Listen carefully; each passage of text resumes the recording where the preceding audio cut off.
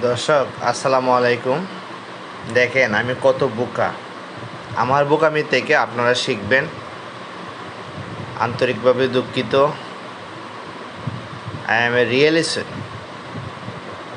আমি 8/6/2025 সালে কিন্তু আমের ভিডিও দিলাম। আম পচে যাচ্ছিল, আম শুলে আমি ওটা প্যাকেট করলাম। কালকে এই লিচুগুলা এরকম ভালো ছিল, এই এই এই এই এই যে এরকম এরকম ফ্রেশ ছিল, এরকম, বুঝছেন?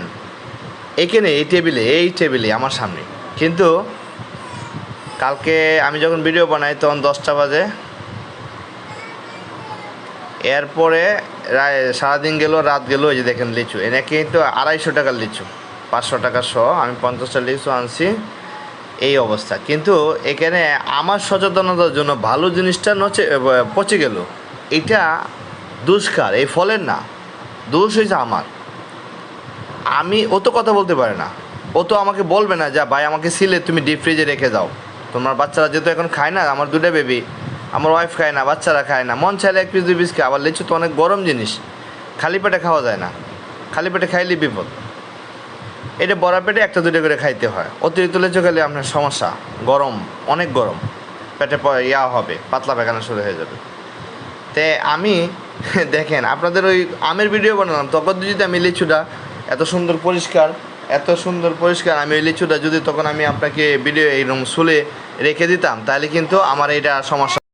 দর্শক, তাহলে আমি এই লিচুগুলোকে এভাবে ছিলে ফেললাম।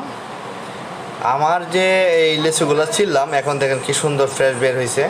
আমি যদি এটা গতকালকে বা পরশু দিন বা আইনেই যদি ছিলে ফেলতাম, তাই আপনাদের প্রতি আমার যেটা রিকোয়েস্ট সেটা হলো যে বাজার থেকে যে ফলগুলো আনবেন পচনশীল, দ্রুত পচে যায়, বিশেষ করে লিচু, আম, কাঁঠাল, আপনার এগুলো সব বডি থেকে আলাদা করে তারপরে এভাবে আপনি বক্স করে ডিপে আইস করে রেখে দেবেন। ডিপ ফ্রিজে যে যেমন আমার এগুলো নষ্ট হয়ে গেছে ডিপ ফ্রিজ করে রেখে দিবেন। তারপরে ছোটো ছোটো বাটি করে রাখবেন।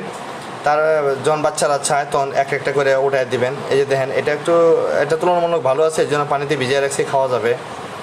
আর ওইগুলো একদম ফ্রেশ আছে, এগুলো আমি এই সাদা বাটিটা আমি ফ্রেশ, এগুলো সব ডিপে রেখে দিব। পরে আমার বাচ্চা 2টা 3টা করে বের করে দিব এক এক দিন, তারা খাবে। তাই আপনারা এভাবে করতে পারেন। ভালো থাকবেন দর্শক।